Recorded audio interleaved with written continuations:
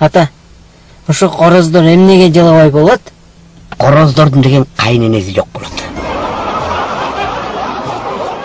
Экинчиден короздордун аялы жаман көп болот.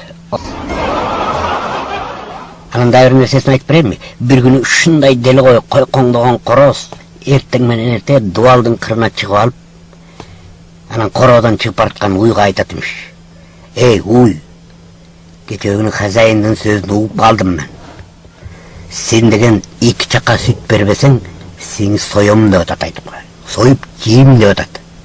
Десе байкуш уй, не кылаарын билбей, керегин кечке болгон чөптүн баарын жеп, бедеден жеп, арпа жеп, курсаган айбай тойгузуп, кеп, пишеп. Анан кечинде үйгө келип анан жакшынакай хозяин сааса 2 чака сүт чыгат экен да.